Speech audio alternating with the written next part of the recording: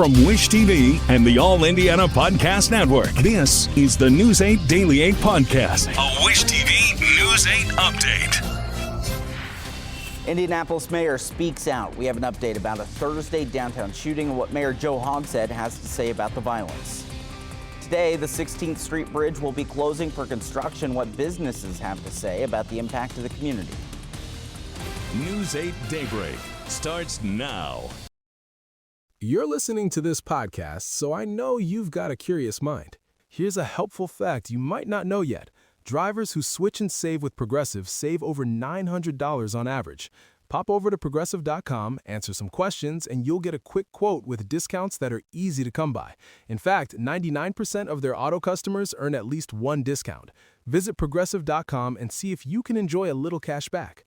Progressive Casualty Insurance Company and Affiliates. National average 12-month savings of $946 by new customers surveyed who saved with Progressive between June 2024 and May 2025. Potential savings will vary.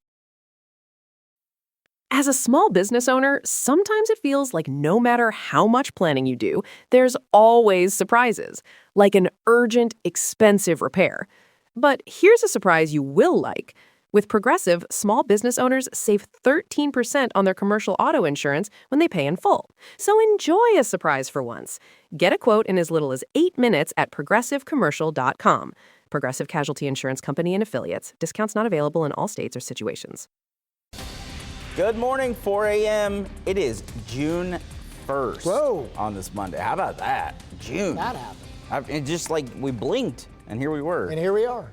This has been maybe the best stretch of days Oh my in a goodness. long time. The whole weekend was just perfect. Fantastic. I tried to spend as much time outside as I could. Yeah. I mean, the humidity was low and temperatures were not terribly hot. No. Right? It was comfortable. And yesterday there was a nice little breeze at times. It was so good. It was really good. So awesome. I got a lot more of that coming here. There is an outside chance for a sprinkle or two today. That's really about it. I mean, we're really kind of just, you know that meme where there's the guy that's like, it's like me looking for rain. You know what I mean? Oh, that's awesome. Somebody needs to make that. If you're good at that kind of stuff, get that done. I'll jump on and do that. Good morning. Happy Monday. Live look at the Indianapolis Motor Speedway. Pretty quiet. Dry roads. Visibilities are fine. I really don't see any major weather-related issues for you. This morning, 68 degrees. It is a little cloudy. I think that's going to be kind of the case here for a lot of the morning. Winds are relatively calm. 60 in Muncie, 59 in Richmond, 64 in Columbus, 63 in Bloomington, and 62 in Terre Haute, into the 50s up north. There's the cloud cover overhead. I don't think we're going to be quite as bright as what we enjoyed this weekend. I don't think it's completely overcast either, but there will be more clouds than sunshine, it appears, as we go throughout the day today. We have this weak boundary that's kind of scooting from the north. You see the showers up around Wisconsin and around Chicago, back out toward Iowa as well. Some of that's going to try to sneak down into central Indiana. I'm not overly concerned with widespread rain chances. I think by late in the afternoon and evening, we could get a quick spit of showers here and there. 75 at noon, 77 at 4 o'clock this afternoon, mid and upper 70s, close to 80 degrees later on today, which is pretty close to where we should be for this time of year. Coming up, we're going to talk about this quiet stretch, how long it continues, and if we see any rain chances in the extended.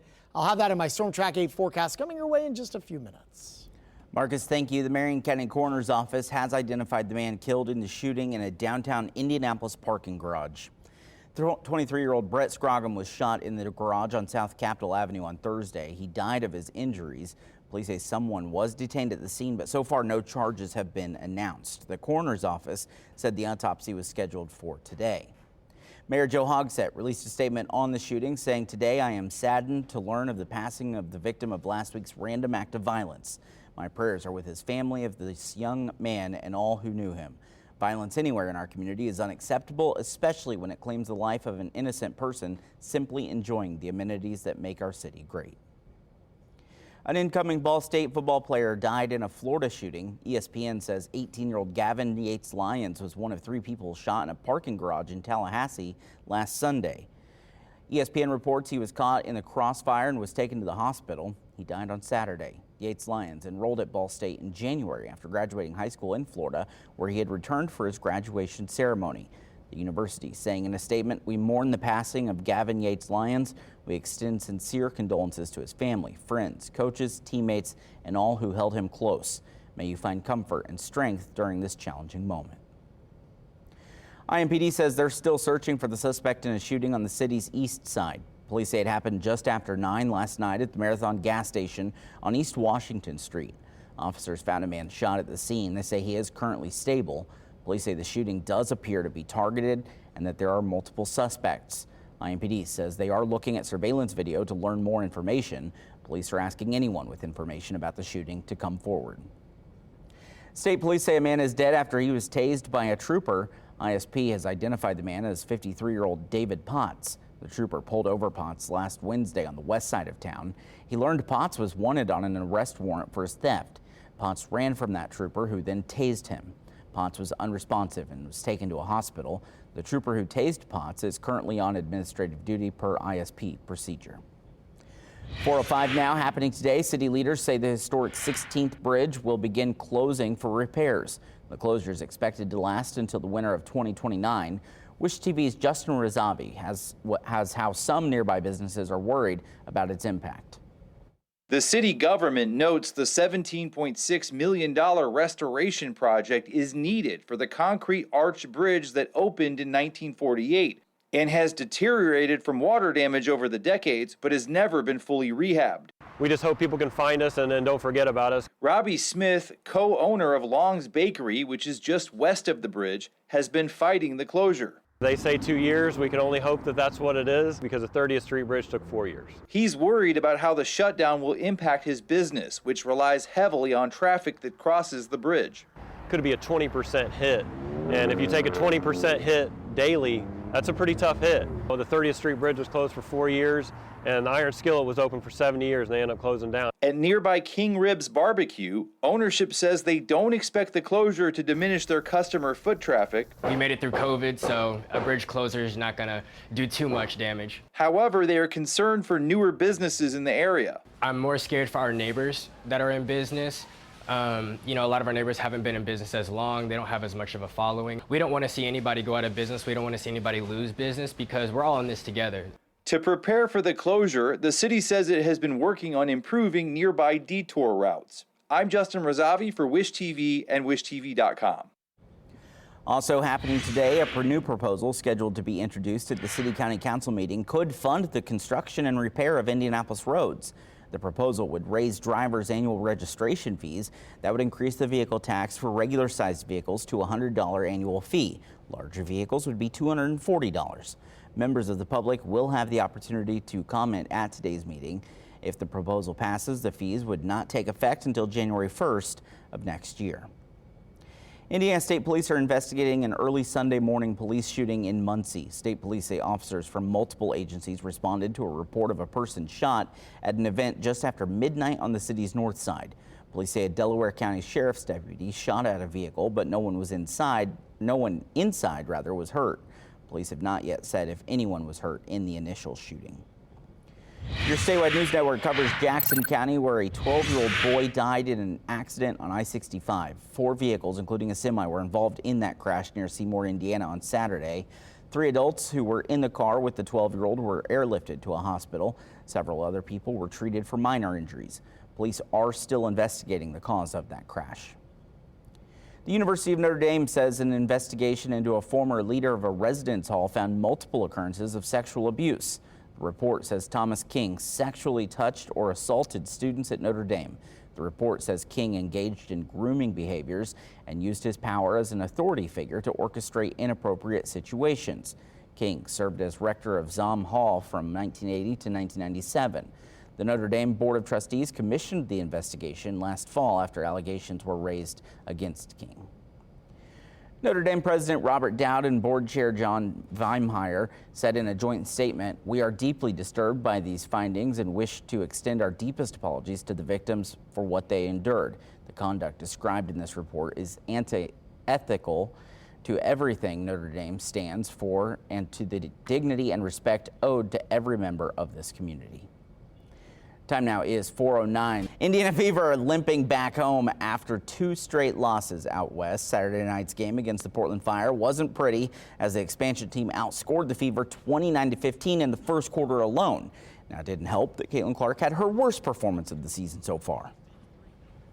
It's hard when you foul, and I just need to do a better job of being straight up, keep the defender in front of me, and also if they're gonna hunt ISOs, just move my feet a little bit better. And yeah, definitely some tough ones, but that's just basketball. It's just a game. Learn from it, watch the film, and come back next game and be ready to go. You got to give Portland credit. I thought they were really good. They were aggressive. Obviously, they shot the ball well, almost 40% from 3, 50% from the field. It's a recipe for success, and we just got to be a little bit more disruptive in everything that we're doing. Yeah. Clark only scored 6 points the entire game. That's her fewest this season. She also had 5 fouls. That's the most that she has had this year. The Colts hosted their 20th annual Colts Skills Camp yesterday. The event was open to kids of all skill levels in 2nd to 8th grade. The group ran drills at the Indiana Farm Bureau Football Center. Organizers want the camp to provide an opportunity for flag and tackle football players to get position-specific coaching and character development lessons from coaches and some new Colts players. Honestly, I wish this was here when I was a little kid. Obviously, seeing all these kids out here having such a great time, and it's just such a fun environment for them to be out here and learning the game in such a fun way. It's honestly awesome to be out here and be able to experience this. The Colts season opener will be at Lucas Oil versus the Baltimore Ravens on September 13th. The Colts have one more open practice today before mandatory minicamp starts next week. Cornerback Justin Wally is returning after his torn ACL in training camp last year. Wally was a 3rd-round pick in the 2025 draft. I learned that I'm more mentally tough than I thought I was. Kind of never really been challenged in my life with injuries before, so it's a new challenge in my life, but I overcame it and I'm better now. I was talking to trainers the other day. I kind of feel better than I felt at this point last year. My strength went up, both my legs. Overall, I feel better my whole body. Really the same expectations I had my whole life. Just come in there, be detailed, do my job, have fun, and bring some energy. What's Wally's potential this year? It could be really special. He's got great movement skills. He's really sticky in coverage, very cerebral too. He's a smart player, understands leverage, understands coverages, matchups, all those different things. So it'll be good to have him back. Nick Cage is going to make his first U.S. Comic Convention appearance here in Indianapolis. He'll be a guest at the Indiana Comic and Pop Culture Convention, which is set for June 5th through the 7th. Cage has been in several comic book movies, from Ghost Rider to most recently Spider Noir.